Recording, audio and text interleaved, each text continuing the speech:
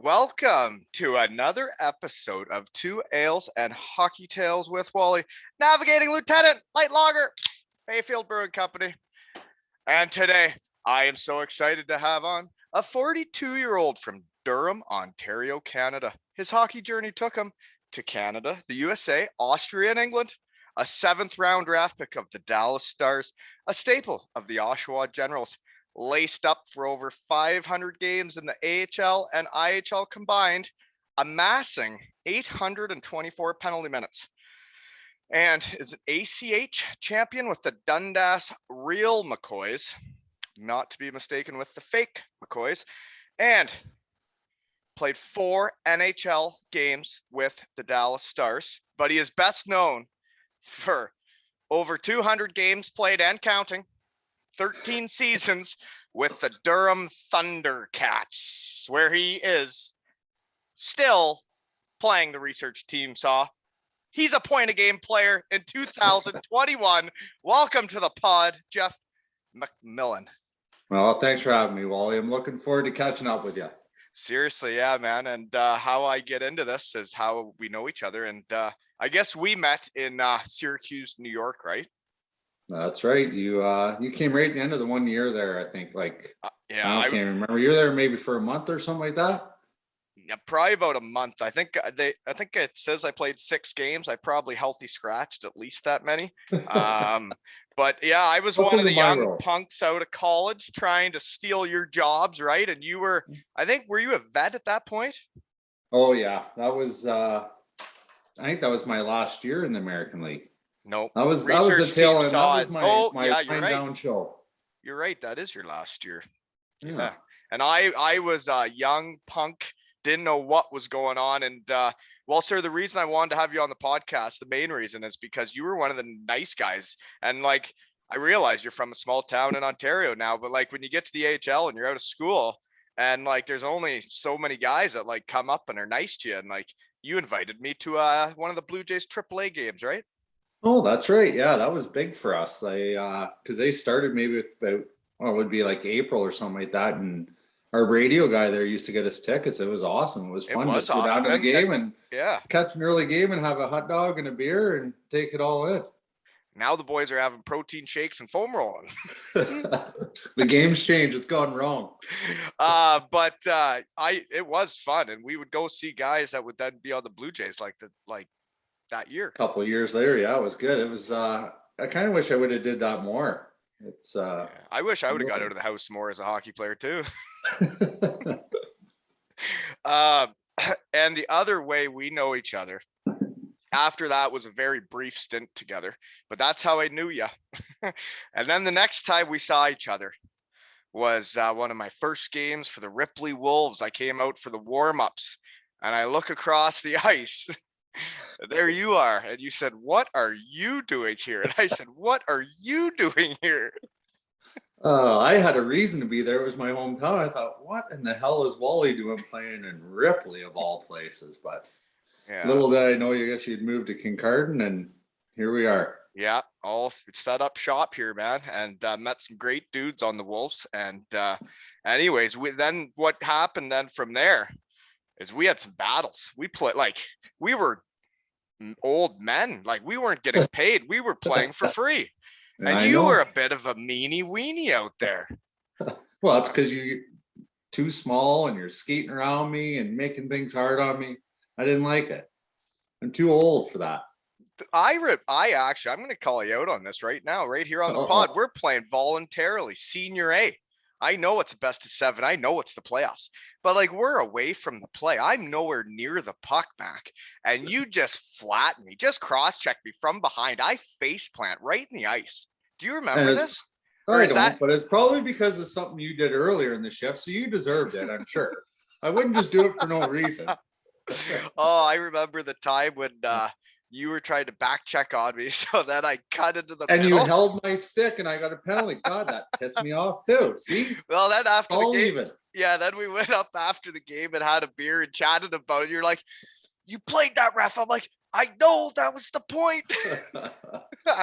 No, but those battles were fun, even though it was for free and we were injuring ourselves and having to go to work the next day, eh?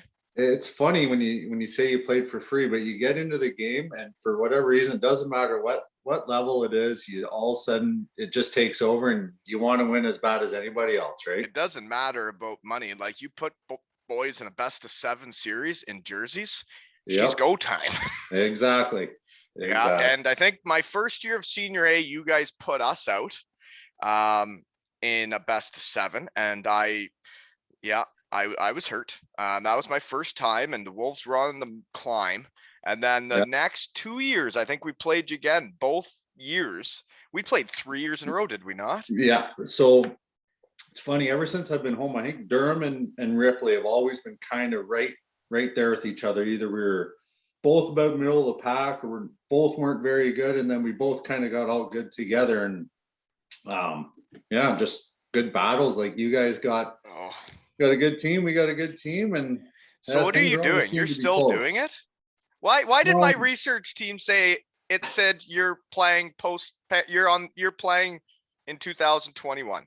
So I've said I would help coach, which I did 2 years ago, the same thing. And then they're short players all the time. You know what it's like in this league, and you're especially showing up on the games road. At 12. So they want me to get my 5 games in just in case you go to a playoff game and there's suspensions or injuries or whatever, and then I can play a game. So I went to coach, and they didn't have enough guys. So they were short one guy. So I said, okay, I'll get one of my games in here. I'm just gonna kind of pick and choose. And when you're coaching the D, and put myself out just a couple of shifts a period just to say I was there, but I'm trying not to get really involved.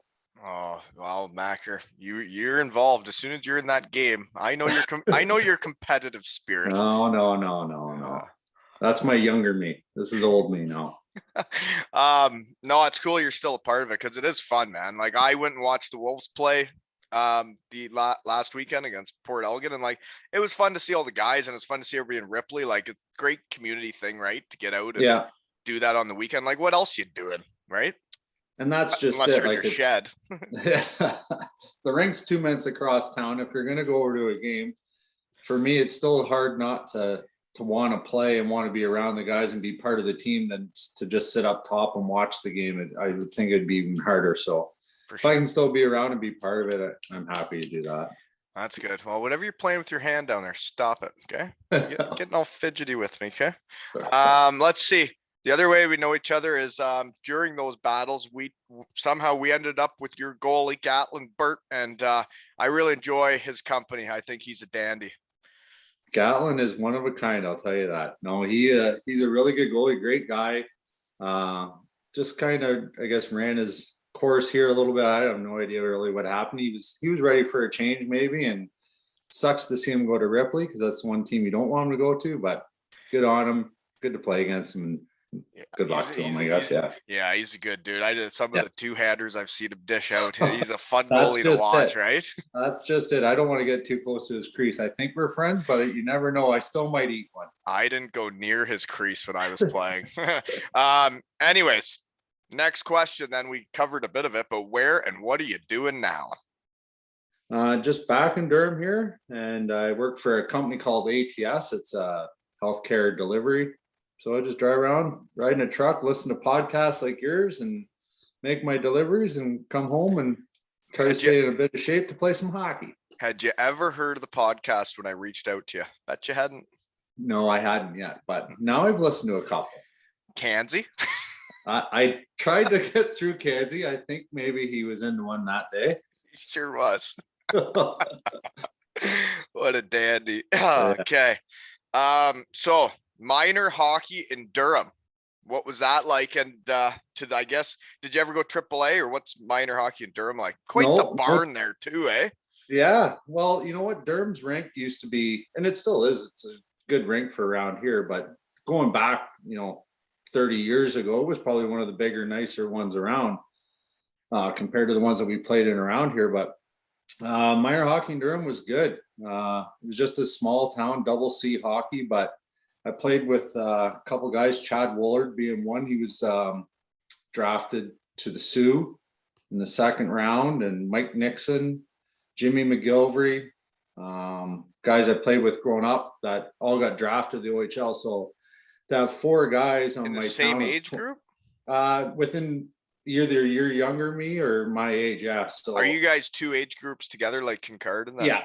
Yeah. So we couple all Ontario finals, one in all Ontario. So hockey was good around here. It was fun. We always had good teams, and like I said, to have that many guys from a town of 2,500 people to even get drafted to the OHL, it's pretty amazing, really. Actually, if we think about it.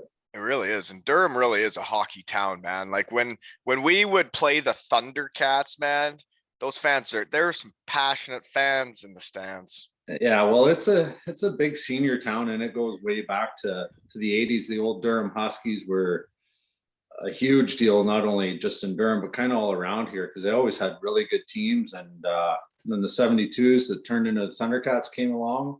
And for a while running here, they had two senior teams running out of this little town. And really? There's well two? Supported. Two, the 72s and the Thundercats were one team in the Huskies. I think the Huskies finished about 89. So for whatever that is, I'm not a math guy, but it's, 15, 16 years, there's two senior teams in one town. Wow. Well, I'm not one to really watch much hockey on TV these days, but watching the game live in Ripley and like seeing the actual action up close, and like when there's actually old boys that are still fighting, and it's like, this is entertainment, right? Like it is. It's good entertainment to go watch a senior A game. Anyways, we've been talking about senior A too much. Okay, moving on. Did you ever go AAA? No, AAA started in this area kind of right when I was in Bantam. We had a really good Bantam team. That was the year we won the All Ontario. So we'd already been to the finals a couple of years. So we kind of knew we were going to have a good team. And AAA to us was all like very new, and at the start, all the AAA around here, I don't think any teams were very good. So I think we made the right decision. That was back when hometown teams were still good. Like now you should see it, man, with my kids' age groups. Like the kids are leaving at 9 years old, and like they're not just traveling a little bit, they're traveling a lot at 9 years old. And it's the same in Durham here too. Yeah, you get a couple of good teams, and then one or two of the better players seem to leave, and then it just kind of leaves a big hole in the town for that age group. So yeah, if you lose your two best kids in a small town, you're pretty well cooked. Yeah, exactly. So you ended up playing junior C. For the fans, I don't know if you might be the first junior C player on the pod. No, there's been others, I'm sure, when they're young, right? But that's what you did. You would have made junior C instead of junior B, like I would have, right? Yeah, so that year I did try out for a few junior B teams, but I got cut from every single one of them. And both my brothers played junior C with the Barons, the Hanover Barons, growing up. So that was always kind of a thing to me. Like, it'd be awesome if you could be a Hanover Baron. We live in Durham, but we all go to high school in Hanover. So, to go be able to play junior hockey and go to high school in Hanover. And you guys go to school. Sorry, where did Durham kids go to school in Hanover? Just high school. They do? So when you get to high school, you go to Hanover, and then Didn't know that. Yeah. Fun fact. Yeah, there you go. Okay. Learn something every day. The only time I really had to go to Hanover there was with the Wolves. There was, I don't know what it was called. I think it was called Danny's. Yes. I've heard of that. The team on the road trip back from the game, the whole team stopped. I was on the bus, so I had to. I didn't even want to be there, but interesting spot. It's funny. I've heard Shelburne somehow, when their bus comes to Durham, it swings through Hanover on the way back to Shelburne somehow. So I think it's right throughout the league. You're not the only team that stopped. Oh, okay. So we're not the only ones. Okay. No. So here's a question for you then. Okay. We got to get some humor going here. Okay. Because this came up in the Stephen Meyer episode. He asked me what my stripper song would be. What would your stripper song be? If you came out on stage? Return of the Mack? I have no idea. That would be a good one for you. You wow, nicely done. Yeah. You knew That's that. Really put me on the spot. No, you knew that. You thought of that. You didn't. I didn't even have the question out yet. I was just hoping you'd ask me. Yeah, you had that right at the tip of your tongue. Who you kidding? Okay. So you have been to that establishment, and you know the place I'm talking of? Yes, I sure do. Yeah. Okay. It's been a few years since I've been. So then, did you get drafted to the OHL out of Hanover? Yeah. So once again, this kind of going back to how things used to be, I guess. But from that junior C team, once again, we had 4 guys that got drafted to the OHL from that team. Not many kids getting drafted out of junior C these days. No, and Chad Woolard, the other guy from Durham that I was telling you about, he went second round to Sault Ste. Marie. Did he ever end up playing pro? Yeah, he played a lot in mostly in like the Central and the United League, but big time goal scorer. Like even his OHL numbers, I think his last year he played in Owen Sound or St. Mike's combo. He probably had 30 goals anyways, like that. Okay. Yeah. And he's married a girl down in Fort Worth in Texas, and he stayed down there. But hockey players really scatter, eh? Yeah. It's and you have the same gal as when you're in Syracuse, right? Yeah. So she's from Durham? She's a Durham girl. Yeah. That's how you ended up back there, because all the other boys end up meeting gals wherever, and then they stay there. Yeah. Okay. Where were we? So yeah, you got drafted to Oshawa. Yes. So I think I saw it. It was a later pick though, right? Like 13th round. So did you think you were making her? Nope, not a chance. So I never played summer hockey or any of that ever growing up either. And that particular year, there was a guy out of Orangeville that started a summer hockey team. It was like prospects camp and stuff. So I went to that, and I think there were 6 defensemen on our team. I know one of them, I got drafted in like the 8th round to Oshawa, and he was a guy that I was like thinking I was as good as or close to or whatever. So kind of in my head the whole time going there, I was like, I just got to try to beat this guy out. Yeah. But I had a good camp and kind of lucked out, I guess. And you beat him out. And I beat him out, yeah. It's a competition though, right? Like, and it's funny because like when I just had tryouts for kids, it's like the players decide who makes the team. Like when they go out there, it's quite obvious pretty quickly who wants it, right? Yeah, and you know what? Once again, it's just so much different back then. Like you didn't have the internet and all these things to be able to Google all these players. So when I went to that camp, I really didn't have a clue who anybody was, other than the little stat pack they give you when you got there. And I was like, okay, well, this guy played here last year, and this guy, and recognize, Brian Allen was a name. He was the first rounder, but he had played junior C the year before too. So I was, you're just trying to compare yourself, but quickly, with a half an hour before you go on the ice, and then just go out there and play hockey. So you couldn't really psych yourself out of it. Maybe that was maybe a good thing for me. You know what? I just thought I don't really want to skip over junior C because I had watched some junior C games. I think they were in Fergus when I was in high school. And if you were playing that at a young age, like say 15, there were some 14-year-olds play that if they're talented, and like there were 20-year-olds, 21-year-olds that were full grown men. And like there were some real fights in those leagues, right? Oh yeah, it was a big boys league for sure. But like I said, I kind of watched my brothers there, and I grew up around watching that game probably for 7 years before I even got there. And the fights, the line brawls, the fights in the stands, things like that used to go on. And then you finally get there and get to play, and it kind of helps you grow up really fast. And you sit in a dressing room with a bunch of 19, 20, 21-year-olds that are going to the bar, and you're 16, you got a beer fridge in the room. So hockey then too, you played either Friday, Saturday, or Friday, Sunday afternoon, and you practiced on Saturday. There was no hockey through the week.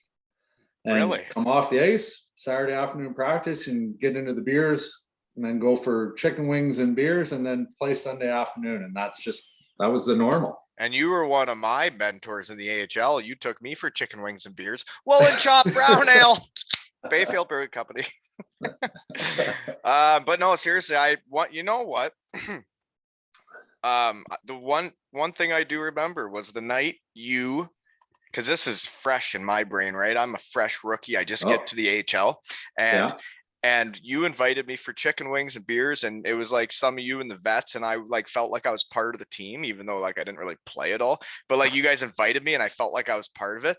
And then one of the players, he was like younger than me, but like really good, came to the bar and said, "Hey guys, I got the carbs boiling at home. I'm just picking up the protein. and then he didn't stop for any beers and didn't like hang out with us. And I was like, wow, that's the weirdest thing I've ever heard. What was that about? And then all those guys were in such good shape and played really good and had really long careers. And Yeah. huh. They probably made a lot more money than me and you did, Wally, but But they might boy, not did have we the have stories fun, that we do. Gosh, we had fun though, didn't we? They were good Sure chicken did. wings and beers. Yeah, that was a staple in hockey back then. Yeah, and that's how we grew up, right? Same in Exactly. Elmira. Yeah, there you go. Yeah, I know. Chicken wings and beers. That's what you'd do Yeah. after games, right? You'd go to the local Burgers and tavern. fries for a pregame meal. At 5:30, my dad would barbecue burgers and fries, and then I'd go play a junior C game and thought nothing of it. Well, Exactly. the Yeah. way it went. Yeah. Oh, it's funny though, right? Like if nobody teaches you, nobody was teaching us, right?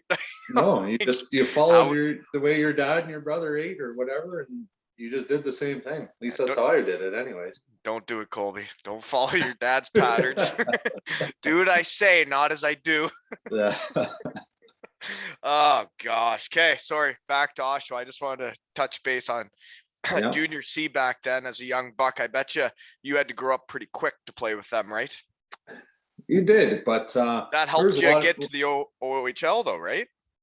It sure did. It was growing up around here, just playing road hockey, or if we rented the ice or any sort of hockey, it always seemed like I played with a lot of guys that were a few years older than me, and a lot of those guys were on the Hanover team that I played on. So it was an easy transition as far as walking into a dressing room. Even though these guys were 2, 3, 4 years older than me, I didn't feel out of place. I was just happy to be there, trying to fit in and trying to be one of the boys, and I was really honestly just excited to be there. I was happy to be there. Oh yeah. Yeah. So then you work your way into the lineup, and then geez, by the third year, you're playing pretty well there, eh? So when do you get drafted? What year? Into Dallas? Yeah. After my last year, so my third year. So my first year in Oshawa, we had a really good team. We won the OHL. We lost in the semifinals of the Memorial Cup. And you're just a young punk though, right? I'm just a young guy. You know what, Wally? I dressed for one game at the Memorial Cup. I didn't get a shift. All I did was trip over the boards at the end of one of the periods. That was my the only time I touched the ice, fell on my face coming over the boards. Like one of my AHL games. Oh, you saw it. You were there watching. Yeah, my first year in Oshawa, we played one game in Kitchener in the playoffs. We lost in the last minute of triple overtime. I didn't get a single shift. I sat there for 6 periods. And Kitchener is where all my buddies that went to school, and we didn't play there very often because Oshawa was in the east. So all my buddies are there watching, and I don't even get a single shift for 6 periods. Yeah, that's a tough pill to swallow. Once again, I was just happy to be there. I was just happy. Do you know what though? You know what? If you want to get on the pity train, I'll get on the pity train. My one of my first games in the AHL was against the Toronto Marlies with the Syracuse Crunch. Guess what? You were on that team. Yeah, in Toronto or in Syracuse? In Toronto, and we go to Toronto, and by gosh, there's 50 people there to watch me play. I got 2 chefs. I got 2 chefs. One was in the offensive zone. Pretty good one, too. Damn Gary Agnew. I liked him a lot more than the next guy. Whew. Yeah, I like Gary Agnew. I liked Gary, too. I got nothing against him. I was fat when I got there. I like that guy. The next guy, though, I don't know. I was skinny then. I don't know. I was fat. Who was the next guy? His assistant that year. The guy that would have been running the D. Oh, what was his name? I can't even think of it right now. Yates. Oh, yes. Yeah. I can't remember his first name, but I know who you're talking about. Yeah. Whatever. Yeah. That's probably why I was out of the league after that too. And I don't remember the D coach's name. That's probably not a good sign when you're a defenseman. There's a couple conversations I just remember, right? Like it has nothing to do with how you're playing great, and then you sit out for a while, and then he's like, well, you're going down, we might see you again. And it's like, okay, you got no nuts, man. Why don't you tell somebody I'm playing good then? Why don't you let me play? Why don't you drop a nut, eh? What anyways, that was the coach. Yes. Why? How do we get to Syracuse? Where were we? We were, You're in Oshawa. I was in Oshawa. Yeah. So I got drafted after my last year in Oshawa. So 7th rounder, same thing. I was completely shocked to get drafted. I was at a family function. I came home, went to my brother's because we didn't have the internet at my house. I went to my brother's to get on his computer to check the internet, see. Did you have an idea there's a chance? No, I didn't think I was necessarily getting drafted. I knew that. But when you're a hockey guy, you're going to be looking at everybody else that's getting drafted anyways. Like to see the other guys from our It's team. your age group too, right? Yes, like, exactly. Or is it, so you're right into it. Is there I just 2 read years? It. Pardon me? Is there 2 years of like, is it your second year you could have been drafted? This was after my 3rd year. So Right. I was 20 years old. So that's why I really wasn't expecting to be drafted. So they could have been drafting kids younger than you. They could have been drafting 18, 19-year-olds. Yeah. So what did you do that year? That got me drafted? Yeah. What were you doing? I was playing with this guy, Brian Allen, who was about a 4th overall pick. To the Islanders, right? To Vancouver. So he was my D partner for my last 2 years. And we always played against the other team's top line. And you're a shutdown guy though. Fuck, you did it with the Thundercats. That's all I ever did. I know. Yeah. God, it was annoying. Yeah. I liked when you're on my team way more. Yeah. So playing with a guy like that, you're always on the ice. He's going to make you look better. Get put in a lot of good situations, penalty killing, and playing against other teams' top line. So, but it still means Dallas believed in you that they're gonna take a pick on you at that age, right? Yeah. So that's gotta make you feel pretty good when when they do that, right? So so you're in Durham and you just get home and you just read it, and then all of a sudden you're like, "That's my name there, right?" That's my name. I read it, and then all my friends were at like Sauble Beach, and I was trying to get a hold of people, but this is once again back in the day of no cell phones, and I was just trying to find some friends and somebody to party with, and like eventually I found them. It just took a while. It took a while, Not the greatest draft story that you'll ever hear, that's for sure. I'd like those stories. That's way better. Yeah, that's great. Okay, so where are we? That like it. Yeah, I better shout out that I do have a website now, eh? www.aleshockeytales.com. So check it out, folks. Nice fella made that for me. Any of that merchandise you're wearing on there or no? Not yet. People would have to tip me so I could buy some. Okay. So far I've had 8 tips. Thank you, folks. That was really kind of you. Not quite enough for an order of shirts yet, but we're getting there. Oh dear, this is fun. But no, we're gonna have some big news. I got some big ideas in my brain. Okay. Okay. We're gonna start raising money for charities. It's gonna be big time. Okay. Yeah. All right. Around the hockey world. We're gonna bring the folks together. Okay.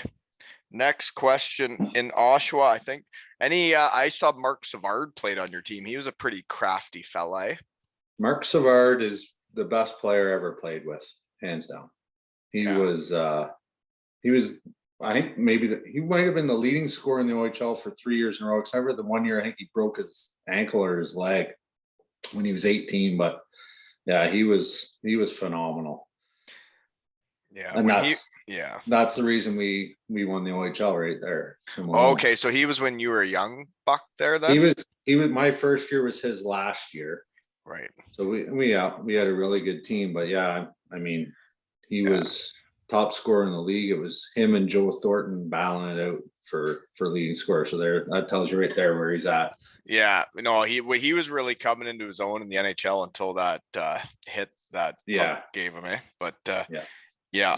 Anyways, so then you sign with Dallas. So basically, you get drafted, and then it's basically like you have to sign with them that summer. That's it. Like draft him, sign him, or else what?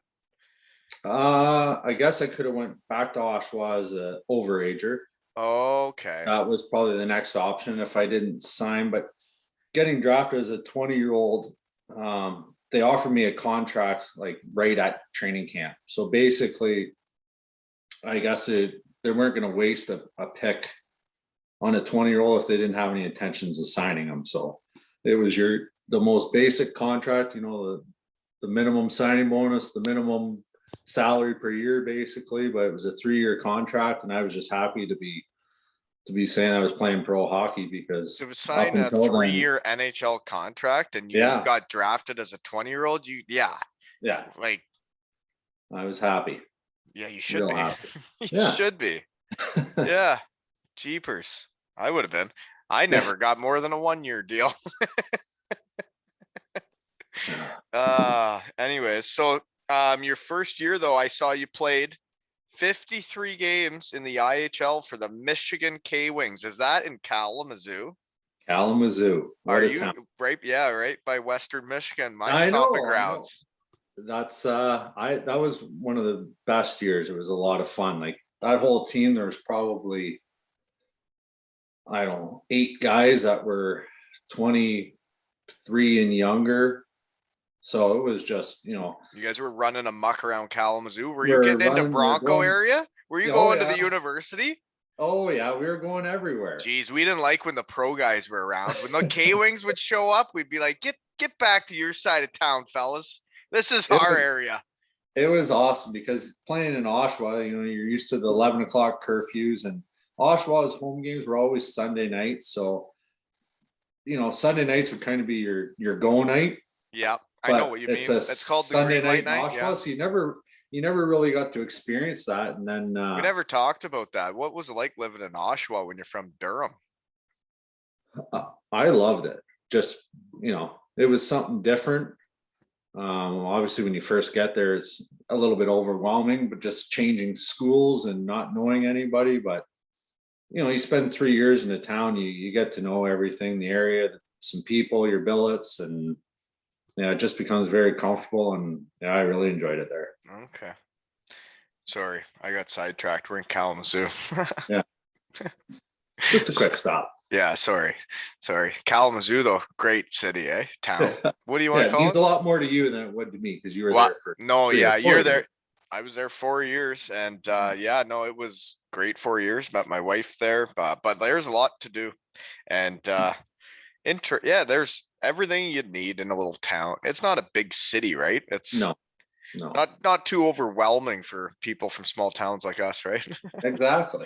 But why did you leave there then to play in the U-Haul with the Fort Wayne Comets for 7 games and playoffs?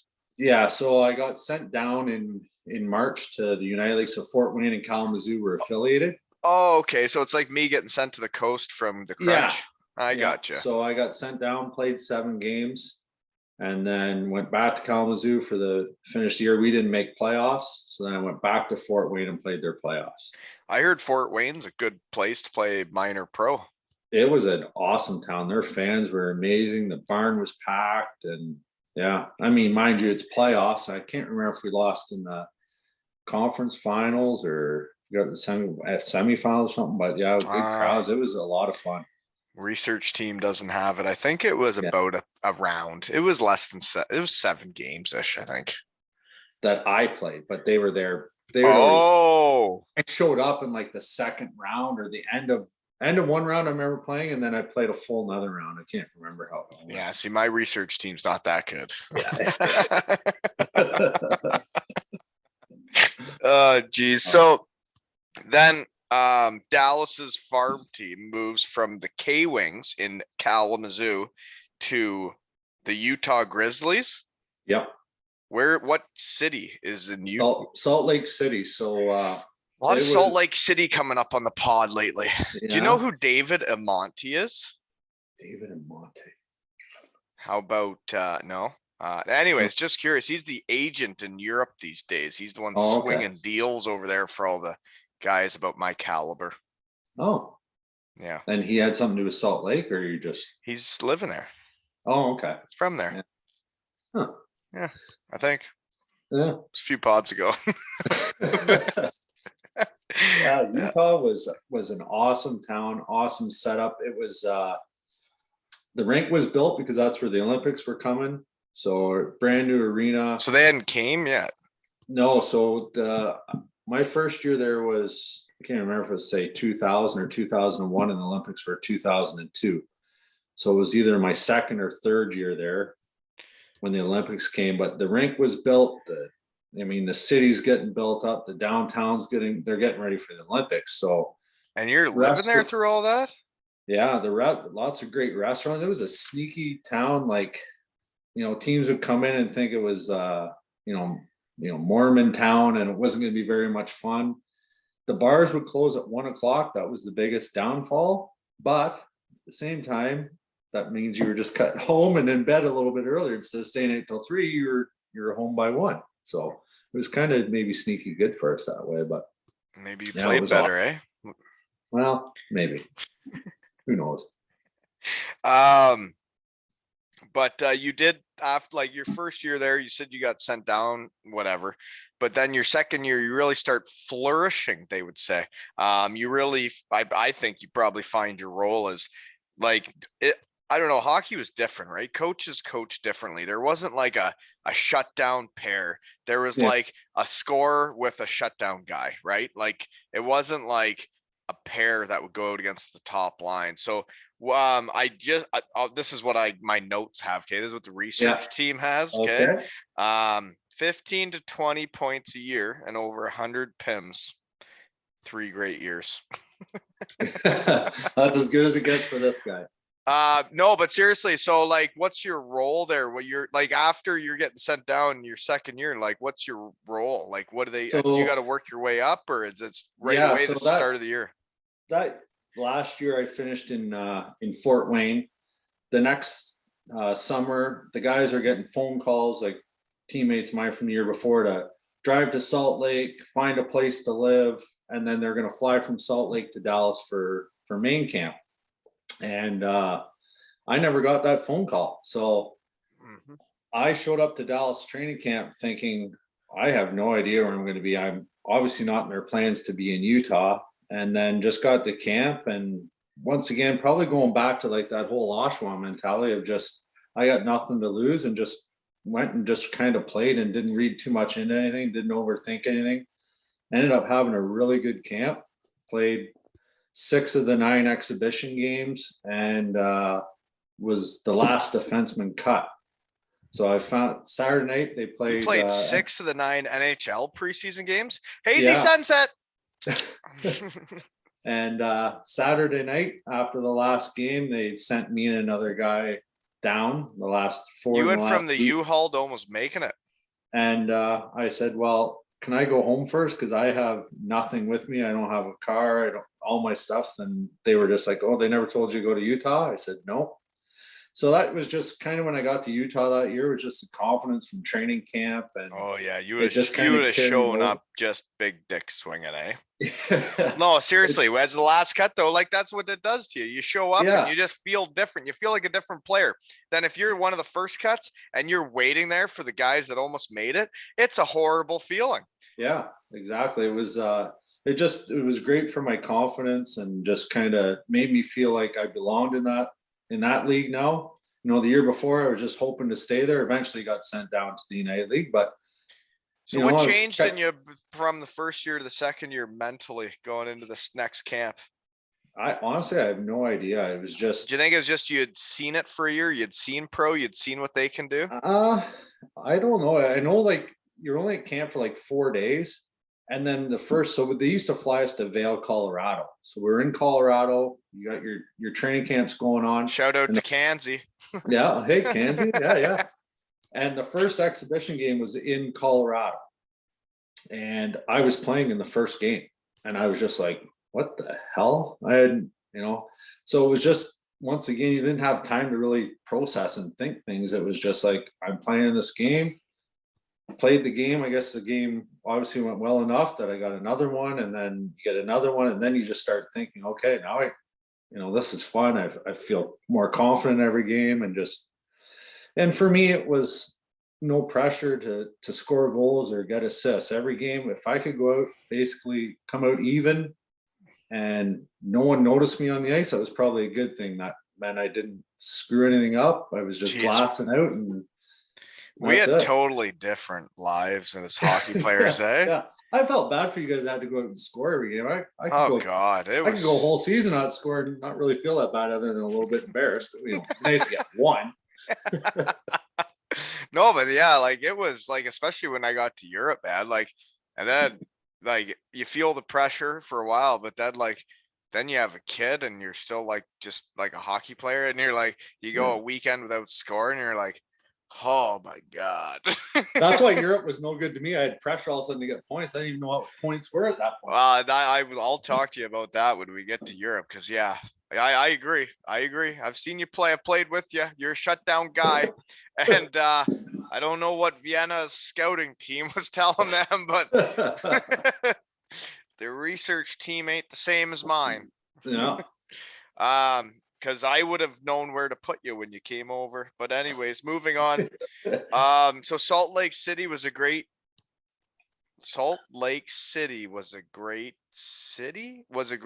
what? Great town. Put it that way. There you go. Sure, there. All right. So the rink's great though. So where are you when they win the Olympics? Where are you when like they score the big goal and Canada wins it? Are you? We were in Grand Rapids. So that year, we had to play in Salt Lake was awesome. Like we flew everywhere. Our closest game was probably Houston or Chicago, which was a couple hour flight. So it was we'd fly into Chicago. We'd play, Chicago, Milwaukee, Grand Rapids, Chicago again, fly home, fly into Philly, travel around. So, but that year when the Olympics came, we had to be obviously out of the rink for, I can't remember what it was now. It was like 3 weeks we were on the road. And then we went home for All-Star break. And then, no, All-Star break, I think was there. We went home anyways for about a week, and then we had to leave for like another 12 days because the Paralympics came in. So the night then you would have played a lot of home games. Yeah, we played a lot of home games early, and I guess a few right at the tail end. But the night they won the game, we played in Grand Rapids, and we're at the end of this road trip. We're just ready to go home. And instead of playing music for pregame skate, they had the game up on the big screen. So we're all just skating. We're standing. People are missing their 3-on-2s because everyone's watching the game. I think we got pumped about 9-1 or something like that. But they win the game. We're flying home like 6 o'clock in the morning. And in our minds, we're thinking, we're flying back, Canada won. Like it's maybe still going to be a party. And it was like a ghost town. Everybody was gone. Just like that. But, really? That's brutal. Yeah. You missed it all. Missed it all. Okay. Well, you had 3 great years though. So what are you doing then? PK, but you're putting up 15 to 20 points. So you're playing a lot. Yeah, no, I never played power play. If I played power play, that meant the coach was really mad at the guys that played power play. He was really trying to send a message, and usually it meant it was going to embarrass myself. So I really didn't like that either. But yeah, just 5-on-5 PK. Yeah, just kind of lucky. You had some really good years. So why do you have over 100 penalty minutes every year? Are you fighting people quite a bit? Because no. I would. I know why. It's because you cross-check people in the back, in the middle of nowhere for no reason, when they're just like a guy that sits at the desk all day. Yeah. And then like you're like, okay, let's head to Durham. Well, when you're 6'2" or whatever they say, you're 6'3" and you're a stay-at-home D. You fight sometimes just because you feel like you have to. Right. But I would only fight. I'd fight like 5 or 6 times a year, but I wasn't something I wanted to do. I wasn't good at it. But it's not in your personality either. No, you do it because you kind of have to do it if you want to stay in the league. Or had I did it probably 20 or 25 times a year, it would have made me a hell of a lot better. But I just didn't have that much confidence when I was doing it. So you're just doing it to survive, basically. Yeah, no, I fought when I came to Syracuse. Maybe you don't remember that. I got in a fight that one time just to try and fit in because everybody else was fighting. Was that the game against like Rochester where everybody fought? I think so. Yeah, it was like there's brawls everywhere, and I'm like, well, I hadn't got a shift, right? So then I'm on the bench, and then they finally put me out like at the end of the game, And I'm like, well, what? You're gonna give me the last minute? I'm like, I want to fight too. Yeah. I remember there's a bunch of fights that game, and is it Chris Thorburn? Is that his name? The long-haired guy. Yeah, he just won a cup there with St. Louis a few years ago. But whatever, we must have been picking up gloves or something, and he comes over to me and goes, "We're going as soon as the puck drops." I'm like, okay. See, that's not good for me to be able to think about the fact that I have to fight now for you want to just do it. You want to just do it. You got to just do it. I would rather just fought right then and there. Just got to do it. Yeah. You can't say like, okay, later on. Once you make up your mind, she's go time. Yeah. I agree. I totally agree. I wouldn't want to think about it either. Okay. Anything else memorable about Salt Lake you got? Were you guys ever good? No, not really. Like, we made the playoffs, but that's about it. Nothing. What's the AHL like back then? Because like the veteran rule didn't really come in until I think I was just getting into the league, right? Yeah. So sorry for burping in the mic, folks. I can't even remember. The veteran rule maybe came in, about my third or fourth year. But like my first year when I played in Kalamazoo, half the league was affiliated and the other half could be whoever they wanted. So and they just like get the best Chicago, team they could. Yeah, they would basically be full of guys that played NHL games, whether they played 20 or they played 400, but then they could come back there and make good money. So my first couple of years, even when I got to Utah, the league was kind of the same thing. There's always a few teams that were just full of NHL, veteran guys that were. If you look back on it, it's probably better for the players, and it's probably why more players wanted to stay in North America to play pro, because now everybody wants to go to Europe because there's not many options in North America. If you're not in the AHL and the East Coast's even hard to stay in nowadays. And then what else is there? Like it's time to go. And like, there's not as many jobs, right? Because there's people not paying good money like there was when there's the AHL and like IHL, right? Oh, exactly. And I don't know what they charge to get for a ticket to get in there, but it's got to be expensive to run a team like this. Like I said, when we were in Salt Lake City and we're flying everywhere, you're flying, whatever 20 plane tickets are, 25 plane tickets, you got your trainers and get there in buses and hotels. Like it's hard to for some of those owners maybe to make some money. I don't know. Yeah, that's true. You'd have to have the big dogs paying it, right? You'd have to have the NHL. That's why it works in Salt Lake. It's Dallas. We figured it out. Just did. Boom. So basically the first 3 years, did you feel like you were close to a call up with 15 to 20 points a year and over 100 PIMs? Oh, sorry. No, keep going. I didn't mean to keep talking. I never really thought of it like you're always hopeful that you're gonna get a chance, but I wasn't one of these guys that were like, this guy's getting called up. Oh no, why wasn't it me? I was, you're hoping that maybe someday, but realistically, when guys are getting called up, you look at the stat sheet and I maybe had a goal and 6 assists, and the guy that got called up had 6 goals and 31 assists. But the thing is that has nothing to do with what you do. That's not what you do. No, but typically those were the guys that were getting called up, which was fine. Like good for them. I was always happy when guys get called up, because a lot of those guys were some of my closest friends on the team. But that's why you're on the pod, right?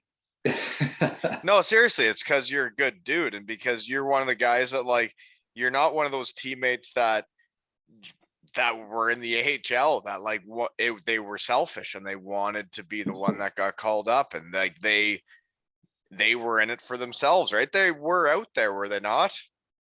Oh, for sure. Like, and you're just a good old Durham boy that just wants everybody to succeed. I'm the same way though. Like like you want to see good guys do well, and when they're your good buddies, you're happy when they get called up, right?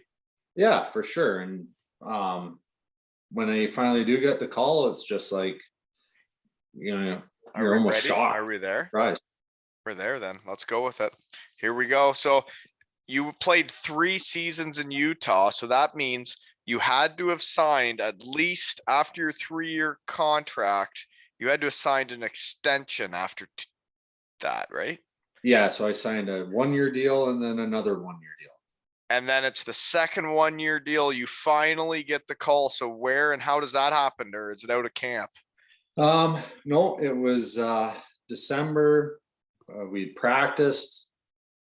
Came back, coach called me in, told me I got called up. It was whatever Tuesday or Wednesday afternoon.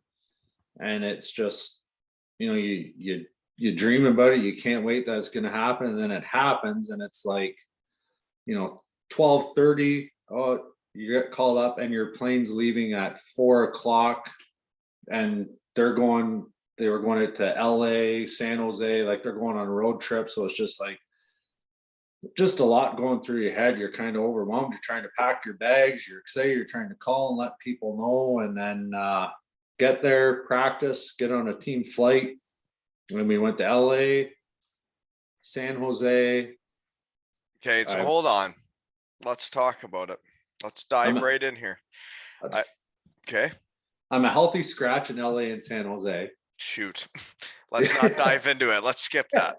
Yeah, I was fine. I was just happy to be there. I was collecting the base. So was I. Got started. No, I'm just happy you're even talking about it. I played against the Thundercats versus Wolves. That's cool, man. Yeah. So you get called up and you get healthied. Yeah. So they were going out on the West Coast trip, so they wanted 7 defensemen, which. But like, what's it like? Like when you first show up and you've been in the, I guess you've already been to training camps. You've already been around the team for years, right? Yeah. We skipped the first training camp and all that, eh? We should have talked about that. Yeah. So then could have buttered it up a bit. Yeah. It's honestly, it was great. I found the NHL guys were amazing. Like right from my first training camp on, like Dallas does a really good job. You go to your first any training camp they had there, like I said, you go to Vail, they put an NHL guy, an American League guy, and a junior guy in like a condo. And now those are your roommates. So that's like cool. My that's first really year, cool. Mike Keene, who I don't, if you know who he is, but I do, yeah. Yeah. So Mike Keene, he was still in the AHL when I was having my little cup of coffee. Yeah. He was with Manitoba and he played for what was it? Was it Montreal? Did he not win Montreal? He won a cup in Montreal, won a cup in Colorado, Dallas. He was awesome. So yeah, right from day one, you wake up in the morning to have your coffee or your cereal or whatever, and you're just sitting at a table across from Mike Keene like it's nothing, and so they kind of did a really good job of making you feel comfortable with different Is this your first time going there? Very first training camp. So then like another year I had Sergei Zubov. 1 year I had Grant Marshall. And Billy really? Guerin. Yeah. So you kind of get to know these guys a little bit better because because then when you pass each other at the arena, it's not like, yeah, I guess it's kind of like having a reading buddy at the Ripley school here. Like when you see the grade 6 kid, right? Like my kid's like, hey, I know you, right? Yeah. And it's like when I show up and I'm like, hey, Mack, I know you. Yeah. Right. Yeah. And you're like, hey, Zubov, I know you.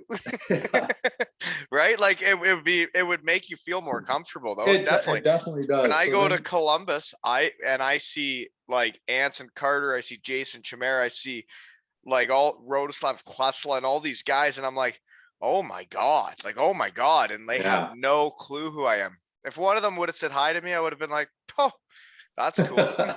Yeah. And then once again, by the time I'd been there, I'd been in the organization for 5 years. So there was a few guys like Marty Turco I'd played with a full year in Kalamazoo, and John Sim, and I'm trying to like different guys that are up and down all the time. So when you get there, you already kind of have a small group of guys that that were on 3-year entry level deals around the same time, and you're part of the same organization, right? Yeah. Some of them have made it and signed longer tickets and that are there, but I still remember going out for dinner the very first night. There's another guy that got called up with me, and we're sitting at a restaurant, and like the guys just pay our bill. Just small things like that, but like you didn't pay for anything. They just treated you so good, Yeah. Great No, guys. that's cool that you that they did it that way. I wonder if they still do. That'd be interesting to hear. I I've don't never know. heard of anything like that. But even when I went to Columbus's training camp, same thing. It was in Columbus. So the veteran guys all are at their houses. The rookies and American League guys and new guys are at the hotel. But when Dallas does it and they send you to Vail, everybody's Together. So same thing, like even after practice, you're going to a restaurant to go for dinner. They're all there. You know, as they would do back then, like on the Sunday, it was you went to this one sports bar and they're all in there just crushing beers and eating chicken wings. So you just to you're going having a couple beers and just to be around the guys. Like it was honestly, it made you feel so much more comfortable. And actually, like that would really bring not just a team, but like an organization together. Is like when you get away, like with all three levels of players, right?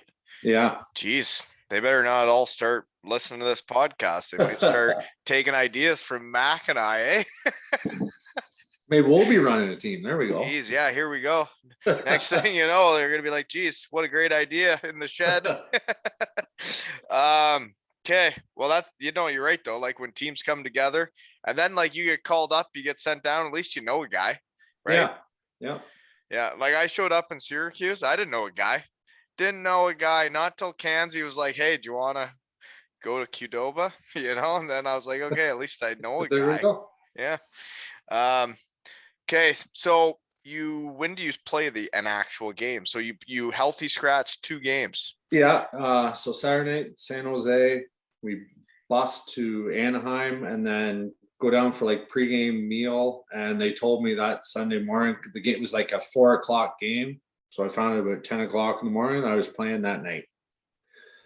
And once again, it was like good. You almost didn't, there was no pregame skate to embarrass yourself and have nerves and whack pucks all off the boards and make them think, oh God, what are we doing with this kid here? Wait until warm up to do that.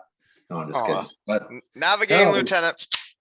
It was a great first game. We lost, but I think I played like 12 minutes or something like that. And it was just whatever, dream come true, right? And you said it was against Anaheim?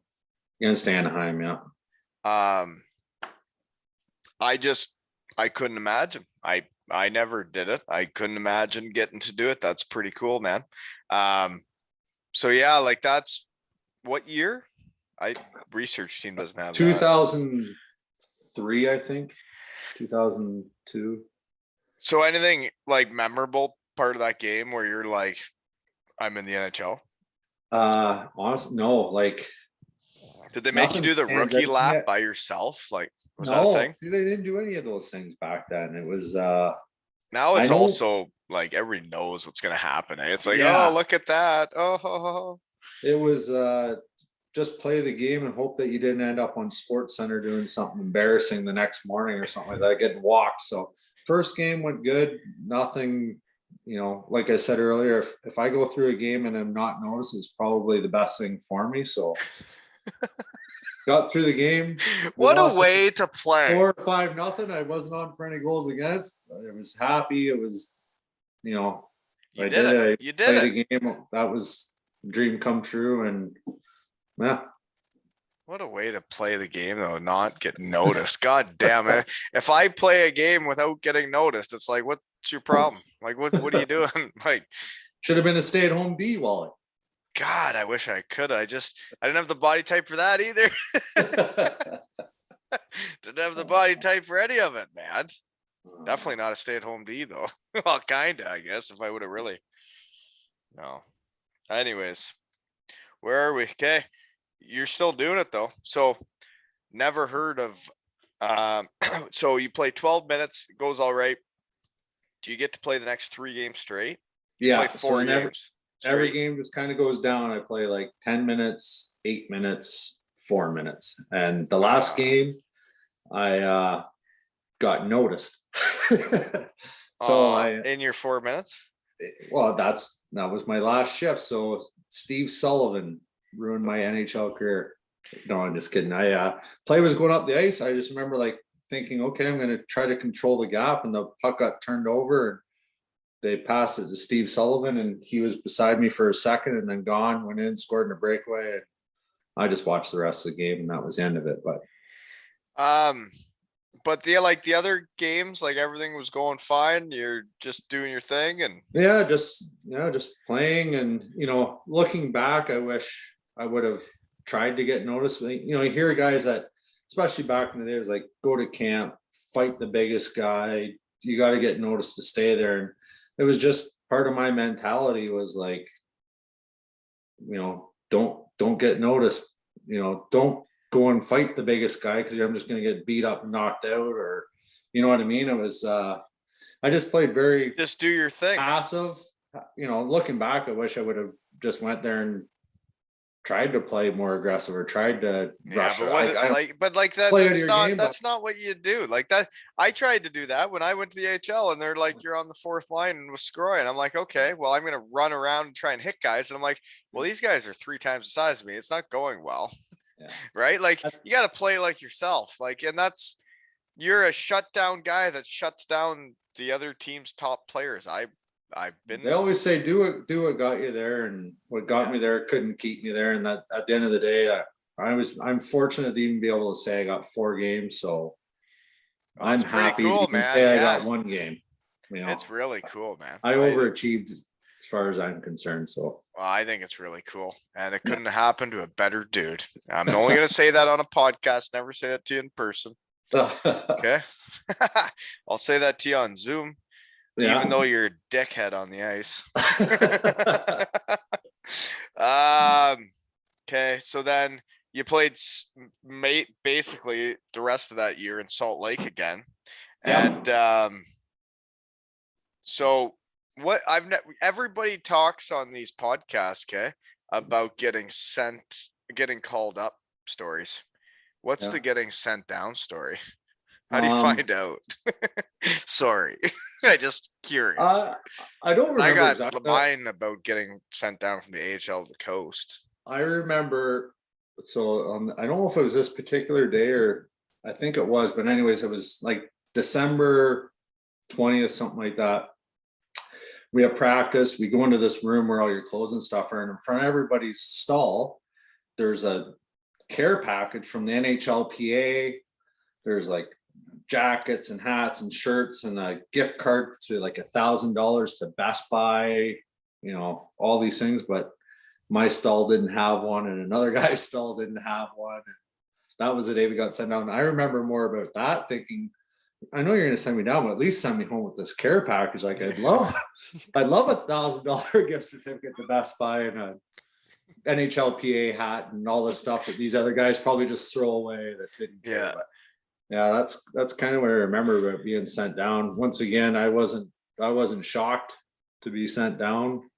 Okay. I'm just curious. I remember like when I would get sent down, it was the same as getting called up. You just remember those moments, right? Like there's a lot of days in hockey where it's just a practice and you don't remember, but the calls up, call downs, or signing a contract or agreeing on the deal, that's the shit you remember, right? Yeah.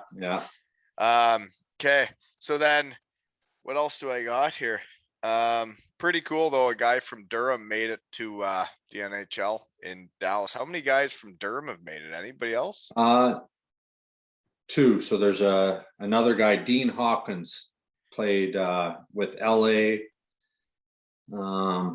Quebec, maybe a few other. I can't remember what years or whatever, but like he probably played well over 100, maybe a couple hundred games. And how long ago was that? Like in the 70s, 80s. Yeah. No, well, like still, man, like 2 people ever, right? Mm-hmm. Hopefully there's more to come.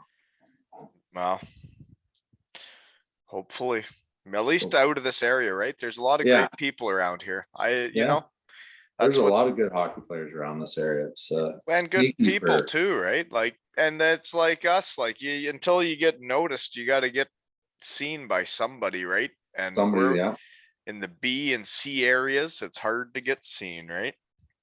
Mm-hmm. But after that year, you finally get 4 games, and I guess, like you're saying, I guess Steve Sullivan ruined it because after that year, they didn't even ask you back or what? Like, yeah. So at the end of that year, I was going to be an unrestricted free agent. So it's just the way that the contract stuff works.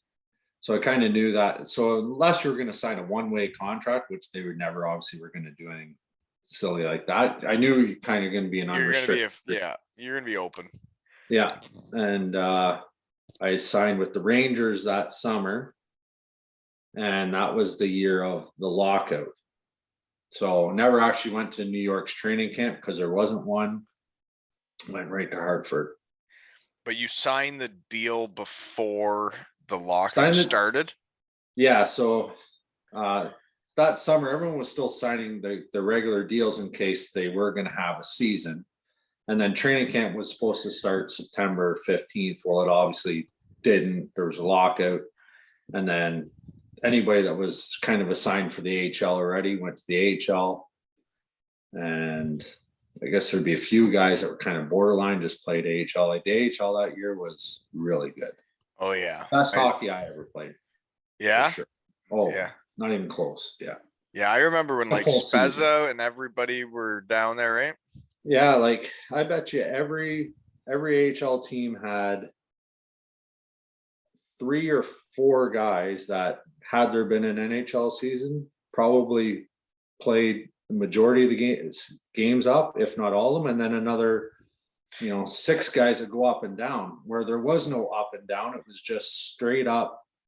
That was your team. Like from our team in Hartford, I think the next year there's probably 6 guys, I would think, or if not more, that were full-time NHLers.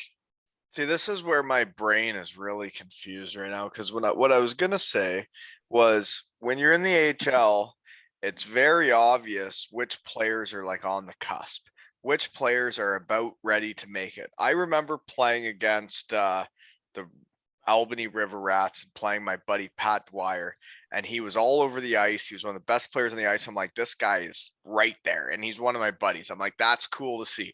But then it's like, like I've played against guys like overseas or whatever, and it's like, how'd you play in the NHL? Like, and it's like, it's so different, right? Like, I don't know. It's a weird all concept. about what the team has at that point, like what they need, what they need. It's like a guy trying to crack the Maple Leafs lineup as an up and coming prospect for the next couple of years. Like, good luck, right? If you're a top 6 forward, where are you going to fit? Yeah. And that was, one of the things in the AHL was like, if you read too much into, I can't believe this guy got called up from this team and so-and-so is playing the NHL, and you're like, how is that guy playing? I can't believe it. Well, it's irrelevant to you because that's not your team. There's no way you can go to that team. You just worry about what you can control. And, I'm sure when I went up and people were like, how in the hell is that guy playing? And I'm sure there's people around that play against me now. I'm like, how did that guy ever play? But I did, and no one can take it away from me anyway. So yeah, exactly. And like you're great at what you do, man. And like when I got to the AHL, you were one of the guys that was like, these guys are established like pro hockey. It was your 7th year pro, and I see you guys that are much bigger, much stronger than me, and I'm like, I don't compete with these guys, right? Like, and I've never been around it, and it's all, a lot of it's mental, right? Like, yeah, you can talk yourself out of having, a good chance at playing games or doing whatever, just the same way you can talk yourself into going to a place and be like, I'm ready. I feel like I'm belong here, and that's at any level. It doesn't matter, you'd be going to a Bantam tryout, Yeah, no, exactly. And it's all about where you mentally put yourself, right? Yeah. Okay. So sorry, sidetracked again. Hartford and New York Rangers. When is that around when you become a vet? So I was a vet in Utah for at least 1 year. Okay. Do you get to use your own sticks then? Do you have to use the CCM Reebok? Because do you remember when I got to Syracuse, there were certain guys that could use their own sticks. There's like 5 of them. The rest of them couldn't. Yeah. So when my first few years, you could use whatever the hell you wanted. I think it was when I went to Hartford that CCM had bought into the American League. So you had to wear a CCM everything, use their sticks. And then the next year in Syracuse, I guess you could have 5 guys that could use wherever they wanted. I obviously was never one of those 5 guys. I was, can my stick go off the glass and get it out? Okay, I can use whatever the hell. So you don't need, when you're playing hockey, you're not that bothered by your stick, eh? I am, like, I like a curve. You still like to look down and see the puck and at the same. But like lie. like you have your stick and this is what you want to use, right? Yeah, and I couldn't play with something else. I got to Syracuse and they just gave me, Jesus, I might have been using your stick, and aren't you a lefty? Yeah. My stick's curved like 8 iron, so as long as I got like an 8 iron curve, I can use whatever. I don't care who makes it, as long as it's got the right heel curve on it, Right. Yeah. No, I had no sticks, so I show up with my own sticks from college, and they're like, "Well, go grab a stick," and I'm like, "Well." I look at these right-handed sticks and they're just outrageous, like these European curves. And I'm like, what am I supposed to do with this? I was the worst hockey player I ever was in Syracuse, that shit going on. Anyways, a guy that's that people of the pod would know, that may not know you. Lane Ulmer, you played with him in Hartford. Yes, he played in Cardiff. Oh, okay. Yeah. Alms was awesome. He was a really good player. Yeah. He lasted a long time in the UK and Italy, I guess. I ran into Alms when I was over in, I can't remember where I was playing, if I was in Austria or England, but he was playing somewhere else at that point. He wasn't playing in Cardiff. Because I ran that was into at the end of his gig. Yeah. Well, like I met him like in London or something on one of the breaks to go out for a couple of nights. Oh, okay. Yeah. So you guys were buddies? Yeah, I mean, not the best buddies by any means, but but you know him from Hartford, so he would have been a young punk and you would have been an old vet. Yeah, so Alms had already been there a couple of years, and it's just kind of new. You come into a team. I don't know any of these guys from years past, and guys that played together for 2 or 3 years together already have a pretty tight bond, right? So you're just trying to fit in. Well, and there's that, and it's like the AHL. There's guys coming and going. Nobody's even that good. Not buddies. That year. Not that year. That was right. Lockout, so everyone was kind of there. And so you guys were on that team together in the lockout, eh? Yeah. Yeah, we had a really good team, and we ended up losing in the playoffs to Lowell, who had Cam Ward, Mike Commodore, Stahl, Chuck Kobasu, and then the next year Carolina wins the Stanley Cup, and those guys are all. That's what I mean. The American League that year was just nuts. It was good, real good. Yeah, I remember that. So then the next year, we're getting close to meeting each other here. Mack. This is where we hook up with the Wally show. Yeah, here we go. So then after that 1 year deal with New York, and the lockout ends, I guess you sign with Syracuse, Columbus, yeah. So what do you another 1 year deal? 1 year deal. So what do you get? An AHL, NHL? AHL, NHL. Go to training camp, play a couple exhibition games in Columbus again, and then get sent down to Syracuse and just there for the year, and just being a veteran role model to young guys like you, Wally. Exactly. And you were, though. Like I wanted to learn from the guy, but that's the thing when you talk around hockey and you see the guys that were the veterans on those teams, most of them were like the good dudes, right? Like I had Darcy on the podcast. I'm having you on the podcast, and like you were two of the best guys on the team because you were the ones that invite.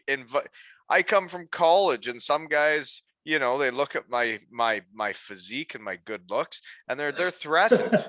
But you guys were like, why don't you come for hot dogs and beers, right? Yeah. See, and that's probably why we were still in the American League, and the guys that figured it out got the hell out of there. So maybe we weren't the best thing for you. Oh, that's why you're the veterans. Yeah, exactly.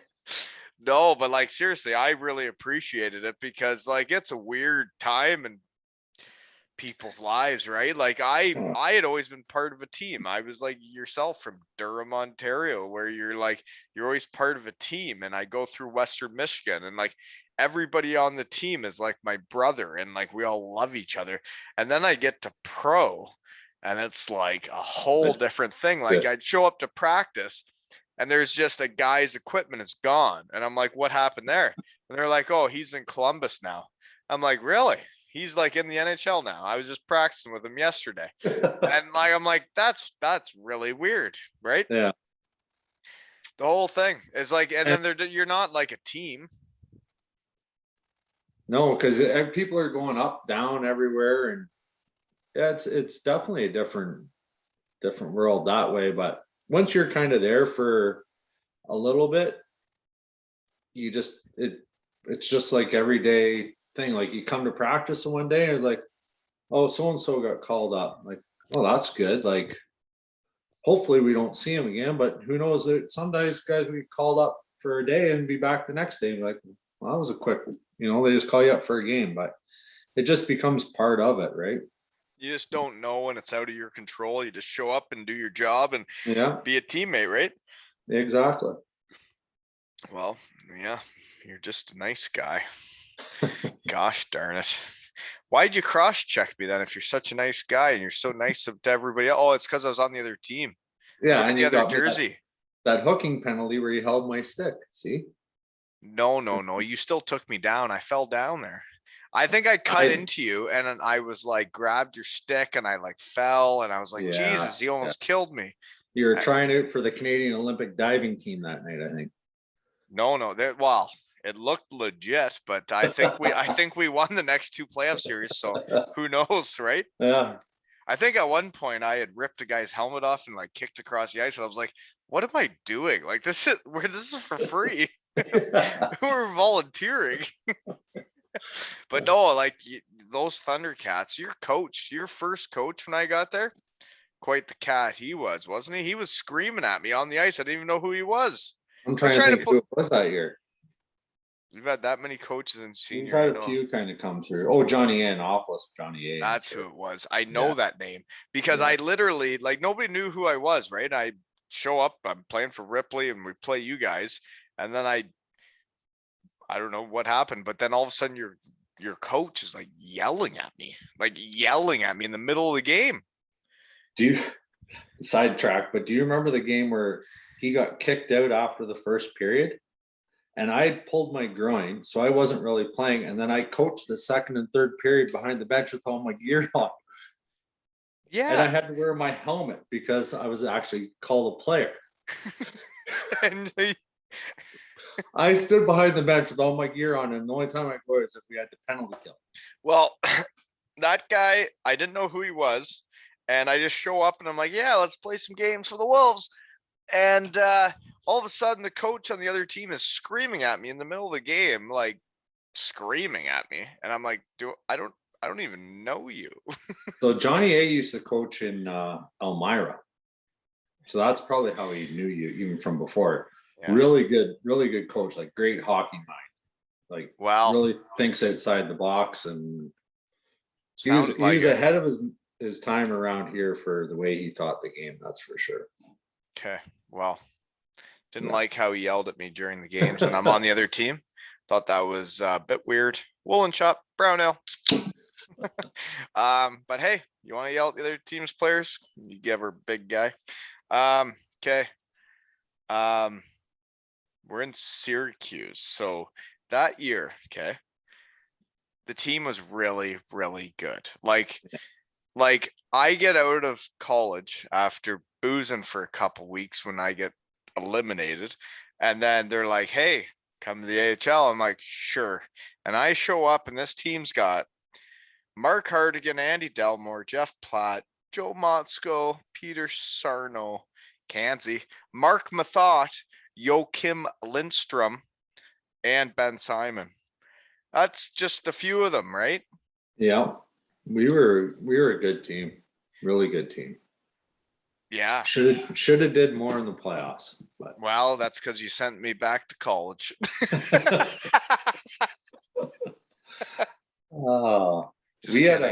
Just kidding. I had too many hot dogs at the Syracuse. Oh, see? So now you're blaming me. No, I'm not blaming you. I was thankful for the invite. It's my fault. It's my fault. I'm not blaming anybody else. No, they didn't. No, my body type screamed, I love hot dogs. No, but no, you guys were a great team. Like, you really were. When I showed up there and like I saw what you guys had, I was like, yeah, no, they don't. Yeah. And then everybody's got sent down from Columbus, right? Like, the end of the season, I thought like I was kind of in the mix. I'm like, maybe I'll stay for playoffs. And then Columbus was done and don't make the playoffs. And then all of a sudden, whew. They all come down. Yeah. Yeah. And then that was the year we played Manitoba in the first round, and we were up, I think, 2-0 and then ended up losing in 7 games, I think. But they had like Bieksa and Burrows, and once again, it's, if you think back at things, like you look at a playoff series, and then the next year you look at some of these guys, and you're like, they're legit NHLers. They're just not up and downers or borderliners. Were they the best players in that series? I remember Bieksa. He was good. Like, I remember Bieksa from college too. He didn't just make it out of chance. No. Yeah. That guy abused There's some me. guys you remember being like, I remember Zach Parise when he was down that year locker. Like, I remember looking at this guy and thinking, holy shit, this guy is something else. But lots of times it's just the guys that you fill a role, right? And then once they get their foot in the door. Yeah. And they just, once they get there and they have some good games, they gain more confidence, and the better they get, Yeah, they do get better playing with each other though. Like, the thing is like when you see a guy, like, I don't know, in the summer, right? You get the guy that comes out in his NHL equipment, and they just skate around a little bit. They got a little bit more pop in their step, right? And like the guy that's in the coast is kind of like skating around like, training camp coming up. And the guy in the NHL is like, geez, can't wait for the the checks to start rolling in come September, right? And everybody just skates around a little bit differently in the summer, don't they? They sure do. We always skated like up in Owen Sound, and so we had Chris Neal around here. So Nealer is my age, grew up with him. Our parents played hockey and baseball. I've known Nealer since we were kids. So there was like me and him and Chad Woolard and the Menard brothers and Silverthorne and Brad Tyler. There was a great group of guys just in this area back then that we could all have summer skates with. And then you sprinkle in a couple of kids that were playing junior B or, the odd junior C kid, but we had some good skates, and it was fun. Nealer used to run them basically. He controlled the pace. When you say control the pace, like, I know exactly what you mean. The people that decide what kind of skate you're having, and like the real leaders, right? Yeah, you get Menard on one team and Nealer on a different team and Woolard on a team and Aaron Downey on a different team. And some nights there are some great games. Curtis Sanford playing net. Like, we had some great skates. And then the next week, if a couple of guys weren't there, it was just like, this isn't the same. No, I totally understand. Okay. Where are we now? Yeah. So then you guys lose. I get sent back to college, and you know what? That season ends, and you're a veteran. So at what point in the summer, and how does it happen that you get to Vienna? The Vienna Capitals. So basically, I mean, towards the end, you can kind of see what's going on. Like, I'm not. Well, you see all the other draft picks coming, right? Every year there's younger guys coming. Like, I know it was a different game. Like, when I got to, not to cut you off here, but like when I got to Syracuse and I got there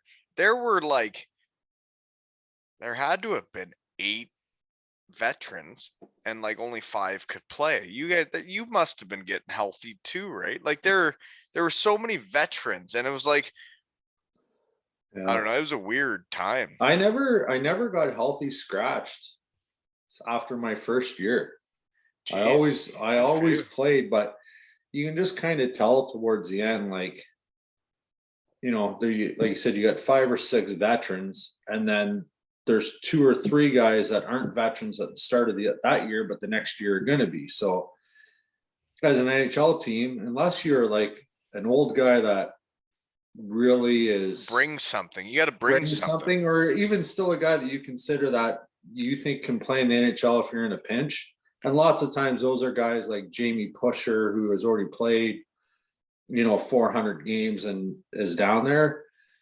The veteran role, you're kind of getting weeded out, and that was our captain in Syracuse. Yeah, Push. Yeah, he was a good dude, eh? He was awesome. He was a really good guy. But yeah, those are the types of guys that are now your kind of veterans, and then you hope that teams are going to sign their other ones to be guys that they think can still play, and I couldn't. So, oh, stop it! You're still playing in 2021. Yeah. Hey, what do you mean you can't play? In the senior circuit. You're a point a game player, big guy. First time I can ever say that in my life. Oh man, no, but like, no, like I never even got as close as you, right? Like I never got established in the AHL. Like you were established, you were a player, and like when teams are taking you as a veteran back then, like I think it shows a lot about you as a teammate and like what you were doing for me when I show up out of college, and the same with Darcy and the other veterans they had on that team. Like even Mark Hardigan, like he took myself and my sister out for a night, like, and there was no reason for him to do that. Hardy probably saw a lot of like you and him, and that's just it. Like your opportunity in Syracuse, they didn't give you the proper opportunity. They didn't really give her a go. Yeah, you got to play in the 4th line with the destroyer, and we mucked her up. Yeah, so and that's. But I think it was my body type. They didn't like it. You go to a different team, you never know where your opportunity leads you, and it's all it's quite the journey, isn't it? How it all goes, yeah. Like, and it's about whether or not the team buys into you, the coach buys into you, if you get along with the guys, like.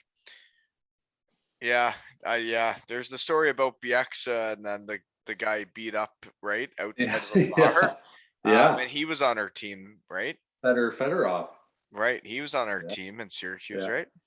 Yeah, so he should have just took him out on the street at the bar and lumped him. If I would have taken him outside and beat Fedorov up, I maybe could have made the NHL. But I think he could have kicked the shit out of me. So that would have been tough. He was a big boy. He was. Yeah. He looked just like Sergey, which was kind of weird, but like bigger, and skated like him, which was weird. Just couldn't put her together. Hey. Yeah. Shouldn't have said that. Okay, moving on. What? So now we're in Vienna. Yes. Okay, how'd that happen though? Who got you to Vienna? A guy I played with in Utah was already over there, and it was August, and I wasn't really sure what I was going to do.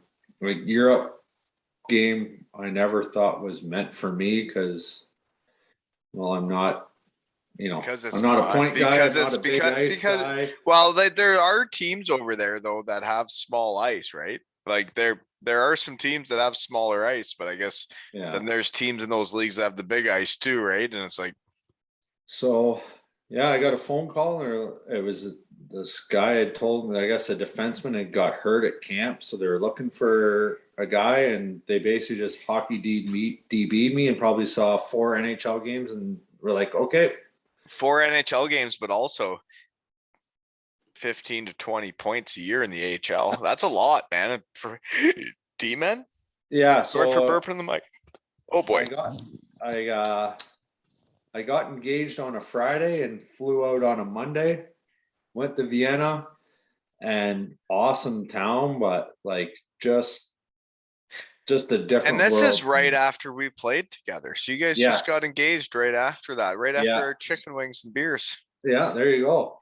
So it was like August, and I was late August, and I got there, and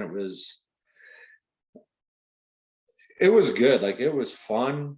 I don't know. I just wasn't ready for what Austria was, I guess. I don't even know how to explain it, but you get there and had you known all summer long, then you maybe prepare for it better. I don't know. And then I got there and it was like, I started now all of a sudden the first time in my life I have pressure. I'm like, I need to get points and try to score. And I was on the second power play unit, just like things that I wasn't used to.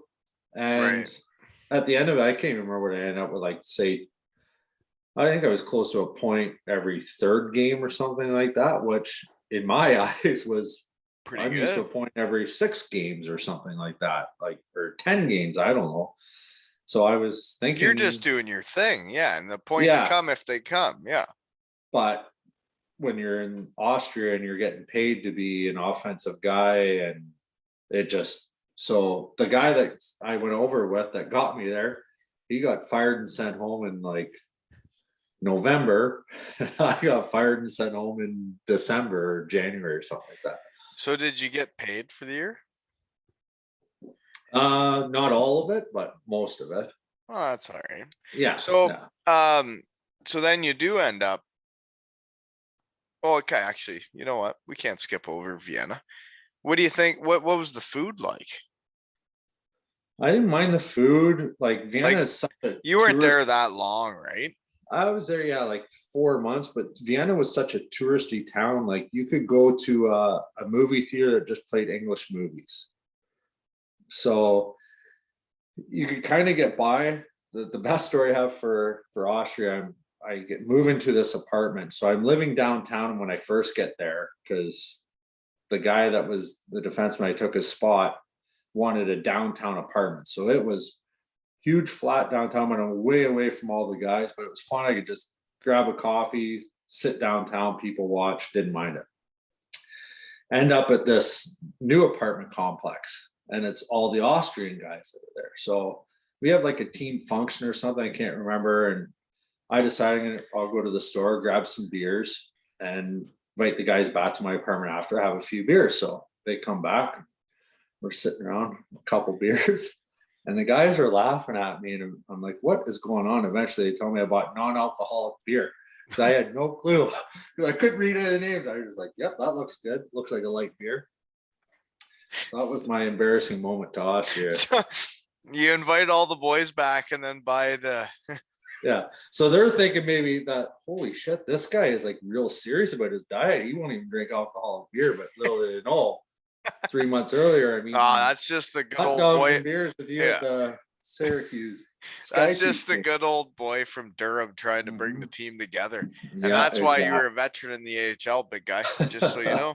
No, Yeah. seriously though, like it's the good guys. Like you don't have dickheads as the veterans in the AHL. And like I had a few of my buddies that became those guys, and it's because they're really good guys and they should be teaching the young bucks how to be. And I'm thankful that you were there when I got to Syracuse, because I remember you inviting me to like be with the team and like be part of it. And I was like, that is so nice that like now I don't feel like the little snotty nosed college kid that's not part of this, right? But did you pass that on later on down the road? I think I tried. See, and that's it all. Someone did it to me, and you just pass it along, right? Right. And I think That's I'm what makes still the game trying. so good. I think I'm still trying to like just, you know what? I hated hockey for like 5 years when I got home. Like even when I was playing for the Wolves, like I didn't really like it. I didn't really like what we were doing. I didn't like what we were the whole thing. And I was like, I'm, and it was like I didn't love hockey, but like when I get on this and I start talking to you and I start talking to everybody I've met and everything we've done, like I love everything about it. I Then love yeah, everything it's done for me.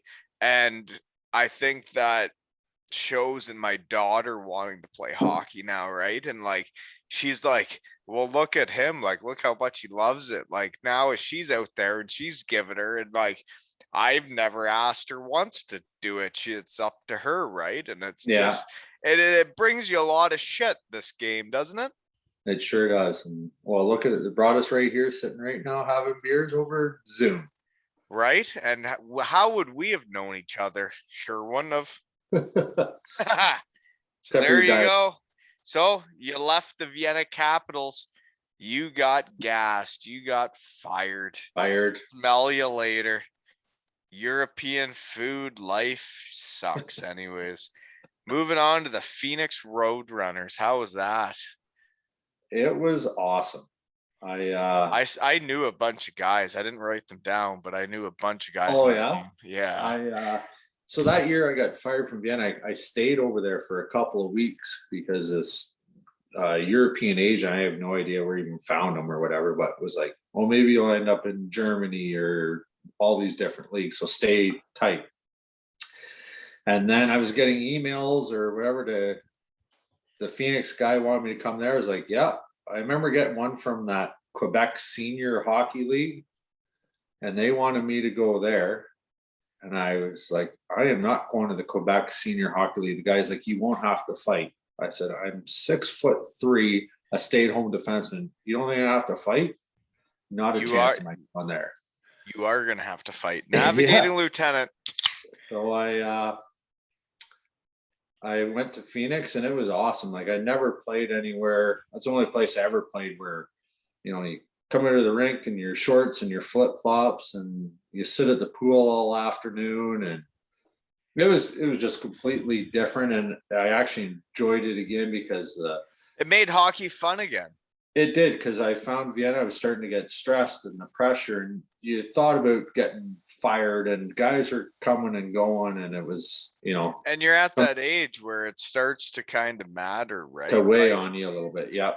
right, like there's an age where like you're like 22, 23 and you're just kind of living.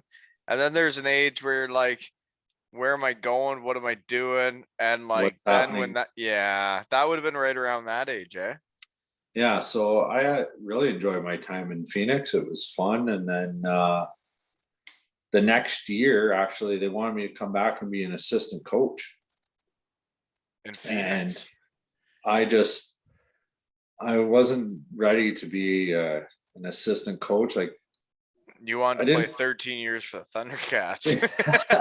I just didn't have it in me to think about starting to coach. I thought to No, start I know. start at the bottom and try to get all the way back to the top again. It's like, had you played, 100 games, or you had a big, money in the bank where you could just go live for a little bit and like, okay, I'm going to give this a try and hopefully just kind of break even for a year. But I was like, I can't afford to start down here and claw and hope that you can get to the next level and always be worried about, Well, can I especially, make yeah. $5,000 more next year or six? It's a tough way to go through life.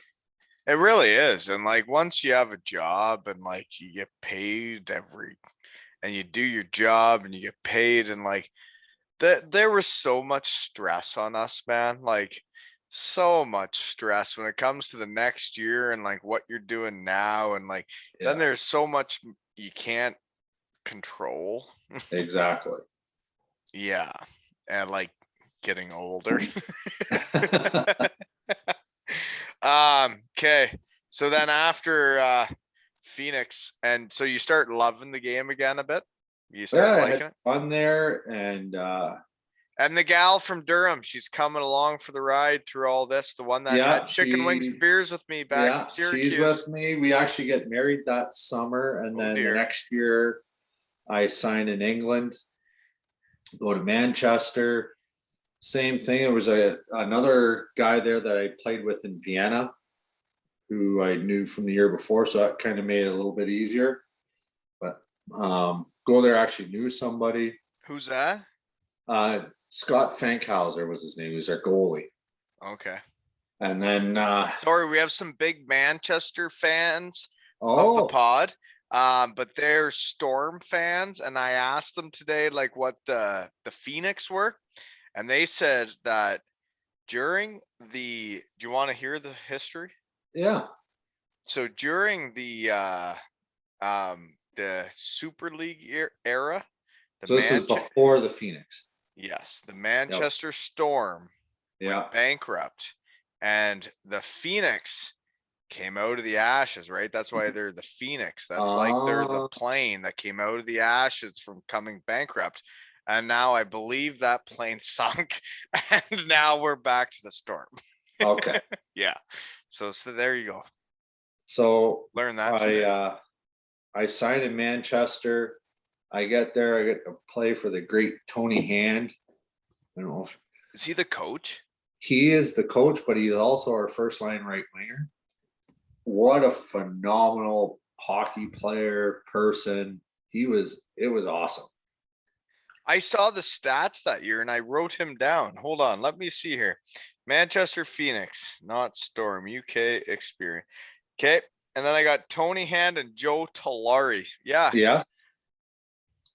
So Talari's, I can't remember what he probably had, close to 50 goals or something. I can't even remember, but Tony Hand played on his line. He was our coach. He was the coach too.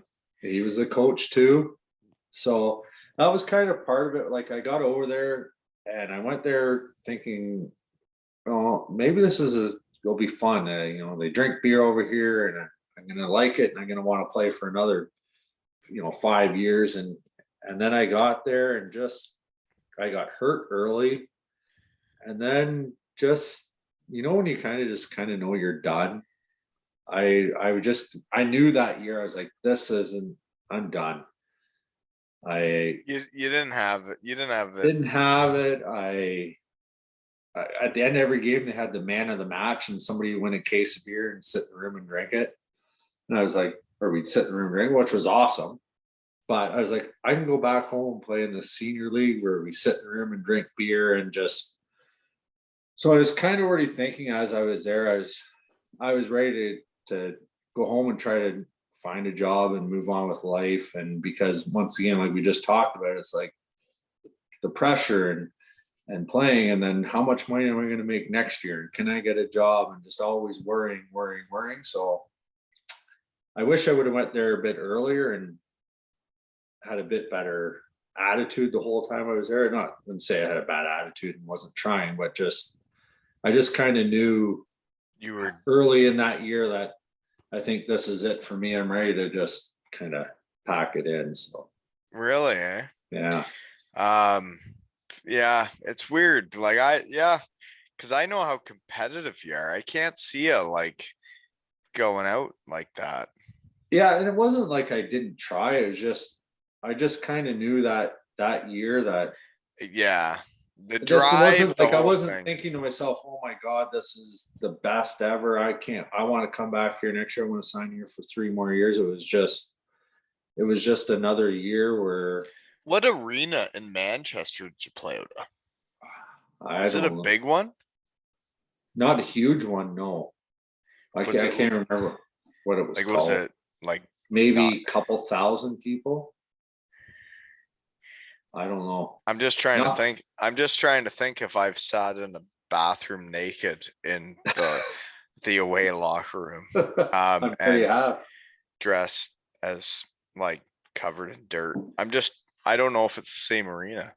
Yeah, because the rest of the arenas there were all pretty big, I think, like Sheffield and Nottingham and. Yeah, and now Cardiff has one. Yeah, you're playing with that thing again. Put it away. Put your fingers away. Back off. I'm just kidding. No, but what else do we got here? Let's see here.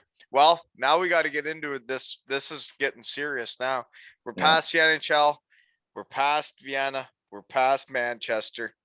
Now you move home and you start working, and you're like, I'm a Thundercat. Yes. And so you were playing for a different team though when the Thundercats would get put out, the real McCoys. Yeah, so you're double dipping. Buddy I played with in Kalamazoo and in Utah early in my career, Ryan Christie's his name, played for the Platers. He lives down in that area, so he had contacted me about coming down there because they were going to play for the Allen Cup. But the rules in our league were if you play one game in that league, you can't come back to our league.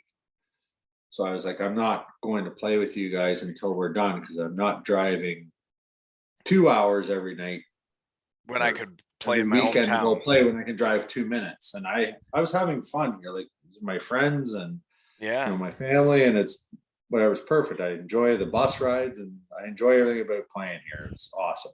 And then when we were done, it was just nice to have somewhere else to go, and great hockey again. Now you're back around, the majority of the guys in those teams have played pro at some level. So the game's just a little bit smoother, not quite as, run and gun where it's like junior C guys, nothing like, which are good, but it's not like just dump it in and go run and try to hit. They're trying to make some more plays and just some more skill. And it was a lot of fun. I saw when you first went back, you were like you had to have been first line power play. You're like a point and a half a game in senior. Oh, yeah. So You must have been running a muck back there right out of pro, eh? the senior league back when I first came home was nothing like what it is now. There'd be a couple of guys you'd hope on your team that even played OHL. Most guys were junior B, junior C. So it was just a lot. It was bigger. You could fight 3 times in a game. I heard about some of the boys that would fight 3 times a game. I'm like, Yeah, why so would you it do was that? just completely different, right? Like it was, and then the leagues has just continued to get better and better and better, and it shows great things for our area around here. Like there's a lot of good hockey players. Like every team now has, I don't know, probably 5, 6 guys that have played really good hockey, and the really good teams maybe have like 7 or 8. Oh, that series we went through between Ripley and Clinton, like that Clinton team, Yeah, like that team was like playing a pro team. Like I remember trying to skate through their neutral zone and I was like, geez, this doesn't seem like senior A. yeah. So this league has got closer to comparing themselves with the Dundas League, with the senior AAA league. You could put, our finals, say, when we played Clinton or when you guys played Clinton, it would be similar to a team in What that. yeah, like I really don't think they're far off. Like yeah. Anyways, so you won it the whole thing though. That would have been fun, eh? With Yeah. the Dundas. So that's not with. Did you ever win it with Durham? No, lost in the Ne final. Oh, you Yeah. never So won the whole thing, eh? no. That was my whole thing when I moved here. I was like, all I want to do is like win this thing so I could take the trophy to the Ripley school. That's all I wanted to do. No, go back and play again this year, Wally. No, I got cut. Where? I don't see it. No, last year or before COVID, I got cut. We'll come to Durham. We'll sign you. No. But actually, you know what's funny is when I'm on the ice as like a dad with my kids, and I got this podcast in my shed with all my buddies, and like I'm literally, I would say mentally, like I am about as happy as I've been generally, give or take. And when I get on the ice, I feel like I have more energy, and I'm like, if I played hockey when I got this podcast and I got my kids and everybody's happy, I'm like, I bet you I could play hockey really good when I'm happy, you know? Yeah. Puts you in a happy spot. Yeah, Feel it good, play does. good, right? Exactly. And I feel good right now. Like I dance And a you lot. look good. I feel good. Look slimmer to me. Dude, from when you played me and you were cross-checking me in the back, dropped at least 20 drinking beers in my shed. Seriously, I've dropped 20 just being happier, like during the day, just having more energy and being like, you know what? I get to pod with Mack tonight. Yeah, there you go. Yeah, seriously. Because then it's like, what's that? You trying to upset me today? Nope. Pod with Mack tonight. Okay. But special moments winning the championship in senior when you're an old buck and like you go through pro and like the AHL, the East Coast, to me, you can come close to winning it. It's all fun, whatever. But like winning in Europe is more of a team. But sorry for burping the mic again. But like winning it in senior, when everybody's doing it voluntarily, nobody's making money. In those leagues, maybe sometimes they're making like the odd cash, whatever, but they're there because they want to be there. They don't have to be there. And when you win something like that, when it's just a bunch of guys that just want to be there, it's different, right? It's a little bit different.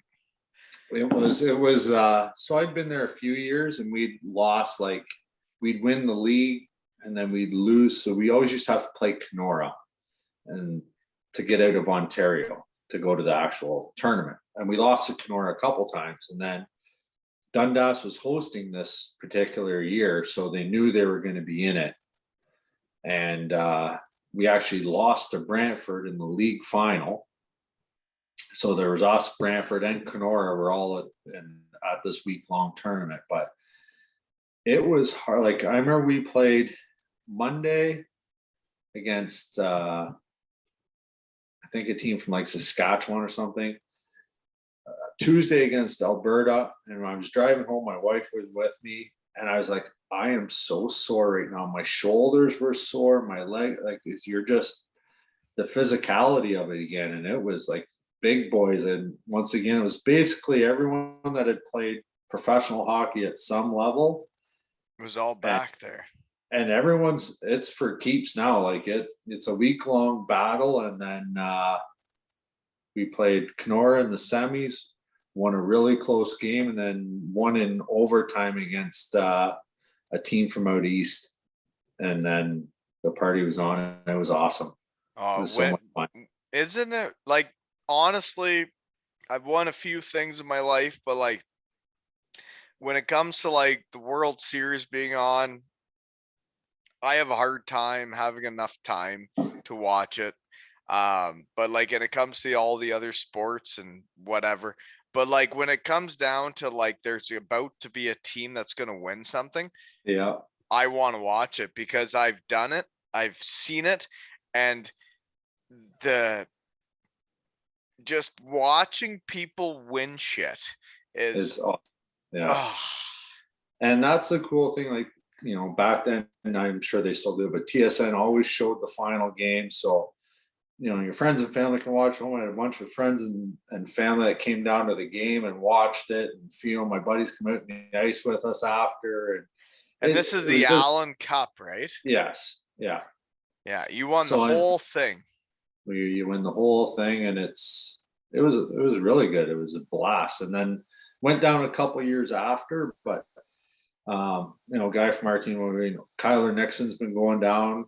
Derek, he's a good player. Yeah. Yes, but I've been saying, like, I go down there and I still talk to the GM. He's like, "Is there anybody up in that league?" I'm like, "Yes, there's all kinds, like mirrors from your team. Like, there's guys that if they know that this opportunity is there, they should be hooking on with a team down there. If you know, if they got the time, if they can take a weekend off and go try and win something, right? Yeah. Like it's fun to go try and win something. How many times in your life do you get to go get together with a hockey team and see who can win something, right? Exactly. And I've been trying to set up minor hockey games, and it's a goddamn nightmare. And like we're talking about trying to win championships, and all you gotta do is show up, right? It's no, it was awesome. It was such a blast. Yeah. It's always when you win, it's fun, right? Winning's fun. Yeah. Winning's way better than losing. It's like opposite. Right? Exactly. Yeah. When you won that first year, god damn, I was mad. You got us back though. Yeah, you're right. Yeah. Yeah. But you're still playing. Well, coaching. Sure you are. Yeah. Yeah, sure you are. Yeah. Yeah. No, I'll be there to watch though. Like I actually really enjoyed watching the Wolves play the not the Thundercats, the Port Elgin team. I really enjoyed it. Like watching my boys. Like Murzy is a great player, man. That guy can play.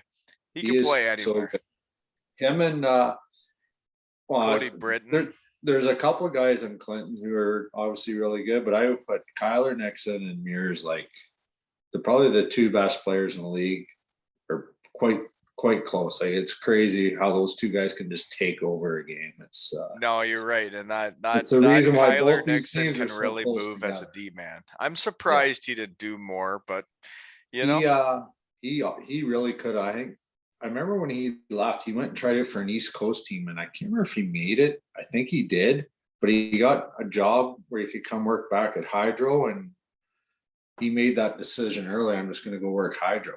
Oh, really? Which, good for him. Like, I mean, it's you got to make those decisions. Yeah, but definitely a guy that could be playing higher level. Well, there was a couple games like where you show up to play a game in senior A. Like, for me, I didn't know anything about it, right? I'm from Elmira. I don't know anything about senior A. And I show up and I'm like, well, there ain't going to be much around here. And then that Nixon, when I watching him play, like, I always enjoyed watching him run a power play, watching him skate up the ice. Mearsy, what he does. But then there was that kid in Clinton, number 23. My God. Sansa. Yeah. That kid, like, whatever that guy isn't, why he isn't playing pro, especially in the way hockey is now. Yeah. That guy 3 years ago should have been playing for the Maple Leafs. By the way, Woolen Chop, brown ale. It's almost over. Don't worry, folks. I got to make the notes for after, Oh. Like, when we hang up, I got to think, creative brain. Oh, shit. No, but seriously, there are some guys in that senior A league where you see a play, you're like, what are you doing here? Yeah. Well, we all ended up in the same league for a reason, but that's what they used to say about the EIHL in the UK, right? Yeah. Well, did you play against Menard when he was here? No. Well, in senior, yeah. Yeah, he was in Saugeen, yeah. But no, he didn't remember me. Wasn't good enough. I was rolling around too much. He maybe took that night off. He wasn't there. Who knows? No, I think he scored. Oh. That's okay. It's fine. I think we won though. But anyways, no, it was fun, man. It was fun battling against you. It was fun seeing you again. And this is what's so fun about this podcast is all the good dudes that were good to me in my life that you just you remember the guys that when you get to the AHL and you were like, hey, we got free tickets to this game, and you make me feel like part of the team, and I'm like, I'll never forget that. And then we play each other in Durham, and I'm like, this guy's such an asshole. But then he's a great guy at the beer gardens after. Have fun on the ice, and then no complaints off the ice, right, Wally? I agree. We were playing, we were giving her. Yeah. I got no. It's fine. Yeah. But you know what? 2-1, Wally. And this has been another episode of Two Ales and Hockey Tales with Macker and Wally.